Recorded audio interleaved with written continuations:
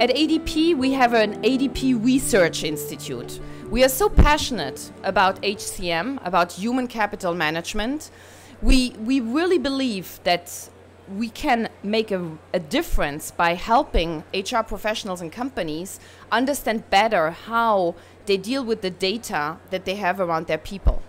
ADP is processing 35 million payslips. So this gives us a quite good understanding of what's happening around in the world, but it's not at the macro level that we want to look at it. It's really in each company. What can you do with the data that you have about your people?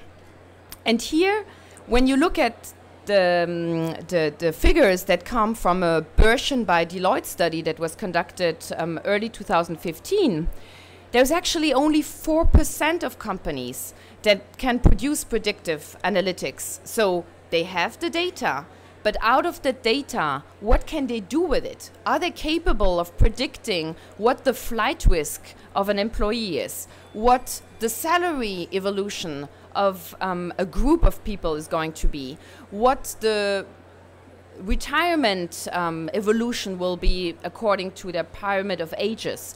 So all these kind of things that are pretty basic, I'd say, are not necessarily already in the hands of the HR professionals. And clearly, this can also be due to the fact that you might have a provider that is not offering you solutions that help you with that. You know, most of the classical ERP providers will offer you, of course, the payroll, the time and labor, but not necessarily all the more qualitative aspects that will help you better understand how you manage your people from a learning perspective, from a talent perspective, not even speaking about the attraction of the talent, which is something that we're going to address in this social analytics piece. Because here we're speaking about the HR data as such, the internal data, but what about the external data? What about what is available in this World Wide Web? Not only from a talent perspective, meaning what we as companies can see where the talent is, speaking about Twitter, LinkedIn, all these forms of social media, but also the transparency that the World Wide Web brings for us as organizations. How many of you have heard about a site that is called Glassdoor? Heads are nodding. Okay, I'm in the UK, so here you're pretty more familiar with that concept. So Glassdoor is allowing candidates to actually see inside the company what they can expect.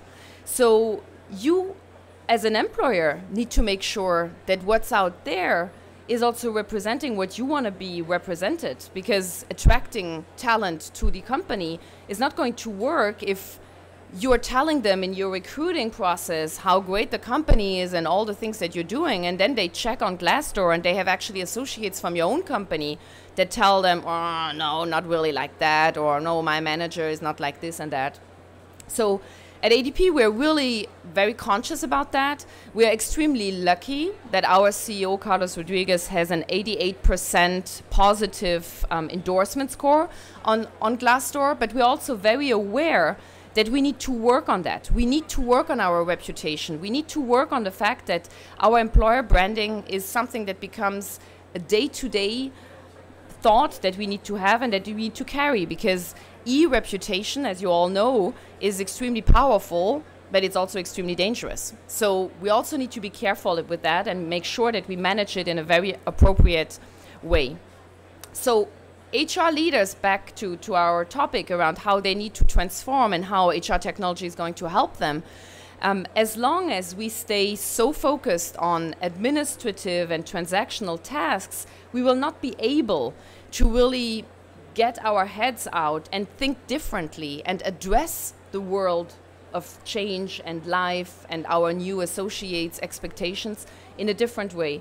So I believe it's really crucial that we become much more familiar with how we handle the data, and technology can help us with that. I think that none of us has gone through statistical research or has necessarily a math degree in it, and that's not what is expected, because thanks to our technology, we can get all this kind of information. But then once we have it, what do we do with it? How are we capable of going to business leaders and sharing with them what are the impacts? How are we capable of translating it into business cases that say, well, we've analyzed our data, we've seen that we have a flight risk on this population, it has costed us so much to attract the people in this particular field, that market tells us that there is a scarcity of these resources on the market. So the probability that when those people leave, their replacement is going to be even more expensive than what we had originally to pay for them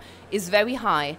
If we can show up like real business analytics strategic enablers rather than just complaining about, oh, I have another resignation, someone is leaving and it's because they're underpaid, you know, I'm convinced that this is going to change the way also business is going to look at the human capital management function.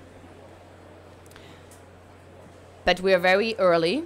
Not everyone has access already to these tools and is already capable of it. But I think that we need to really think out of the box in that domain and become much more curious around what we can do with the data that is available.